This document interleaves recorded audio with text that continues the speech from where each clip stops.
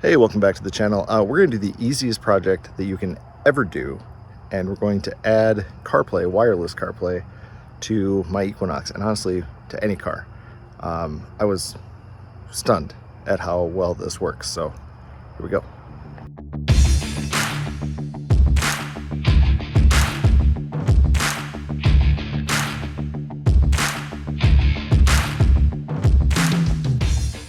So this is my 2010 Chevy Equinox, and it's a decent thing. I bought this as a winter beater. It's just to get me through the winter since my truck is broken down and I'm not gonna have a part for 6 months. That's a whole different crazy story. This thing drives nice, handles well, it's comfortable for my family. It's decently set up here on the inside, but what it doesn't have is CarPlay. The stereo is 14 years old. That predates a lot of this. This doesn't even have a backup camera in it. So I looked at options for replacing all of this, but as you can see, this deck is pretty integrated. Like, it's this whole giant thing. So to replace it's kind of a pain in the butt. You have to take apart half the dash, switch this out, and then buy a $400 deck, none of which I wanted to do. So what I found instead, just hunting around Amazon, is this. So this is a standalone CarPlay unit. It's portable, meaning you can move it from car to car. There's no actual physical install needed for it. And what it does is pretty neat. So let me show you what we got inside. All right, so in the box you have the unit itself. It's just this screen. It looks like a giant cell phone with the stand. It's got a little camera on the back, which I'm not planning to use. We'll talk about that in a second. Then you have an aux cable. You have a backup camera, just kind of a standard thing, which I'm going to install eventually, but requires running my cables all the way to the back and into the tailgate. I'm not ready for that quite yet. And then you have this little cigarette lighter extender that has USB plugs on it as well. The radio itself, or the unit itself, comes with just a standard cigarette lighter adapter that runs to just a USB-C here on the side. And then there's a couple other ports. There's a little SD card, there's an aux out, and there is a AV in, which is where your camera is going to plug in. The cool thing about it, though, is this is a little standalone unit, and this thing will either broadcast over Bluetooth or FM modulation or that little aux output. So what you can do is just place this in any car. Now what it comes with here is a stand that's kind of built on. You can take it off, move it around a little bit with this guy, and these little pads that you can stick on. So depending on your options, you can use this to stick a little pad on here and actually stick this if you want it more permanently attached to your dashboard. On the Equinox, however, there's this little storage cubby. And looking at the size of this thing, it actually fits really nicely right in that spot. Let's see, pop it in just like that. And we have an external screen. Now the bottom doesn't quite get supported there, but there's a little piece of foam packaging that kind of comes with it. So I just cut the end off. And that allows me to very easily just throw this guy in there,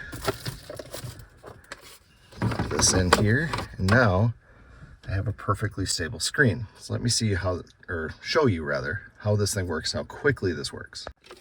So all I'm going to do is plug this in. So I'll pop it in here, put it in my cigarette lighter. In this car, the cigarette lighter only turns on when the car is on, which is helpful for this. So you're gonna see my entire startup process on this. See how quick this thing is. Put the key in, pop it over to accessory. Car's gonna start up.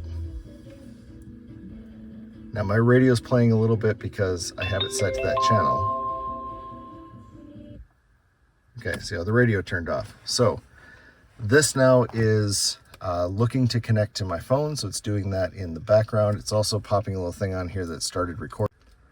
Sorry about that. When my phone switched over, it stopped the record. So as soon as my phone connected to it, we now have full CarPlay. And this transmits over FM. So there's options on it. So I can change brightness. I can do some things with the camera. I can also switch how it translates. So right now it's going to FM. It has an internal speaker if you'd rather use that. I can also go Bluetooth audio if your car is equipped. This one isn't. Or it has that aux out for that mini cable if you want to do that. But what this is going to let me do then is do all my turn-by-turn navigation, all of my CarPlay stuff directly from this little guy.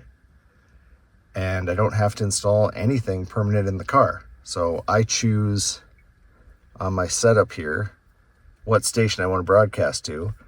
And I just have to tune my radio to the same, and I set that as one of my favorites here. And so as soon as this turns on, it hijacks that radio station, and any of the playback, anything I do through here is going to play out through the radio. So if I go into CarPlay, let's go to my dropped pin, right? 25 minutes from here. Okay, I'll start that up. All right, so it's going to then open up navigation. I've got my turn-by-turn turned off. Turn that back on so that you can hear it.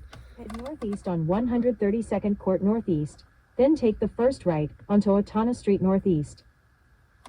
So now I'm broadcasting through, and if I stream Pandora, if I do any of that, it all plays out through the radio, and you don't have to do anything. There's no install at all, and it's done. And then at the end of my use of this car, I can pick this up, bring it to a different one, or sell it, or hand it off to a friend, or do whatever. It moves with me pretty easily, and it's really just this one cable plugged into a cigarette lighter, and that's it. It's full wireless CarPlay, full wireless Android Auto. I can switch back here so you can kind of see. It also has built in a DVR, so there's a camera on the front of this, and then if I plugged it in, there'd be a rear view camera. So when I shift into reverse, that would take over the screen. So I have a backup camera, which this vehicle frankly needs. But it records constantly. You can tell it to, at least.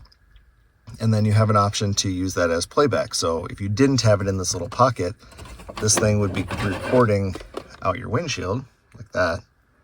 And then if you get into an accident or whatever, you have these real-time videos, which you can refer back to and deal with those things. I like it here in this little cubby because I like how that looks. So I'm not going to use that feature, but it's a thing that comes built in with this. Other things this will do is it does AirPlay cast for screencasting as well as Android cast, and then you can have it run Bluetooth music off your phone as well if you have anything connected there. So these are just basic options it's got. It'll do Wi-Fi video, so you can connect up and stream movies to this thing if you want while you're driving, though you really probably shouldn't. So super cool. And the best part about all of this guy costs $60. I think it's literally $60, which is so much cheaper than the adapter kit for this radio, much less having to buy the adapter and the stereo. And like I said, it comes with you. The only downside I will say is the audio quality is not fantastic. It's pretty good, but it suffers a bit from the FN modulator. And I think it might just be this car. On the Equinox, the antenna is in the back. It's over the hatch. And I think the distance between this and way in the back on the hatch is my problem. If the antenna was on the front here, I think this would be just fine. But my issue is, even with it broadcasting, if I turn this up enough, you kind of hear that little bit of static. And you can hear that a little bit in the background of the music. It just mutes everything out a little. But again, I think that's specific to this car and this implementation, this car. If it was a standard antenna location or even up here on the top, it would be just fine. But all in all, this thing's awesome. I would highly recommend this. In fact, I have recommended this to about a dozen people so far that drive older cars, just because it's so convenient to be able to run all of your apps, all of your stuff directly here, and not have to do any special install, any wiring, anything else. Just plug and play, literally. So there you go.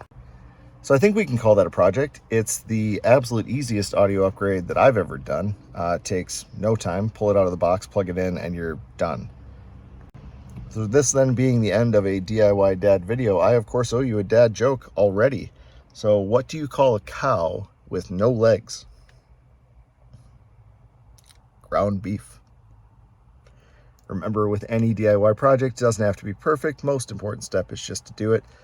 Stay safe. Catch you on the next one. Bye.